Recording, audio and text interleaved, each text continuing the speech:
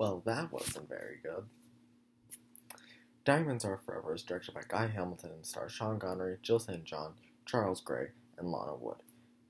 Let's start with the beginning. The opening mission had all the stuff to be great. This would be Bond's vengeance-filled quest to kill Blofeld after what he did in the ending of the criminally underrated On Her Majesty's Secret Service.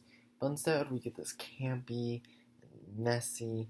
It's just a straight-up mess, and I was very upset at how they chose to do everything in the beginning of this movie. And then the fact that, really, you have to put two and two together that Bond's going out for vengeance at the beginning of the movie.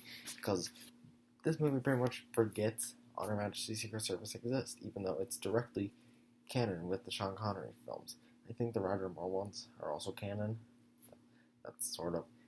I don't know about Pierce Brosnan or Timothy Dalton. I don't know if those are canon in this one. I know Daniel Craig is not canon. He has his own universe. But yeah, I was very, very upset about how they chose to handle that beginning. And the movie just doesn't do much good with itself.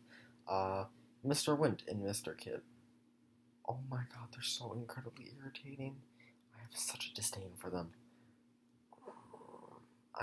They are the worst bad guys in the series so far, and I don't think they will be top. They were so irritating. And not, like, obviously it was their metaphor. They were a closeted gay couple. It was obvious. But it wasn't done well. I'm just... no. Did not like them. Good job, Mr. Wint. God, their voices. I hate all the Bond girls. Tiffany Case is just another useless, boring sex object. And Plenty O'Toole is annoying and poorly acted. I could not stand either of them. Every time they're on screen, I want to bash my head. Oh. Thankfully, those four characters are probably the worst things about this movie. Because they were just so annoying and stuff. So, that's good. Don't think I could have taken any more. But those four are the worst things about this movie. I will say there's a really cool, awesome elevator fight, because if you have a fight scene in an elevator or a hallway, it's going to be good. But overall, this movie is just way, way too silly, which is what I hear the Roger Moore Bond is like, so I am not excited for that era. There was a car chase scene with Bond and the police. It was quite fun.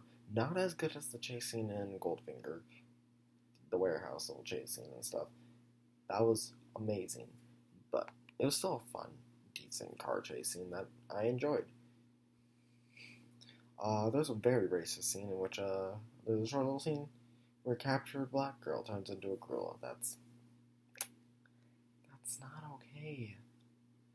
It's not okay. It's meant to be an illusion to trick a couple of kids at a circus in a movie. But why did she have to be captured, and why did she have to be black? Like, she was a black woman held in a cage, and like, oh, we got her. We forcefully took her from her home in South Africa. She's violent and evil. She might break the cage open and try to kill you. Anyways, I'm going to torture her so she'll turn into a gorilla now. Like, obviously, it's not a black lady actually turning into a gorilla, and the black lady was obviously hired to do it, but still, it's weird, unnecessary, and dumb. Charles Gray is so far the worst Blofeld. He wasn't awful there, he just wasn't anything to him. Sean Connery acts and looks kind of bored throughout this movie. Like, he's not looking like his usual self throughout any of the other ones. Also, the ending is hilariously bad. I cringed the entire time. Also, for a movie that is barely 2 hours. It feels so long and drawn out and boring. Title sequence is fine, but the song is good. I like the song. Uh, Overall, I was quite disappointed with Sean Connery's return as Bond. I'm going to give Diamonds Are Forever a 48 diamonds out of 100. Have you seen this movie? If you have, tell me what you thought in the comments below. Do you agree with me, or do you disagree? If you like this review, make sure to like and subscribe. This is Jordan from Jordan Reviews, signing off.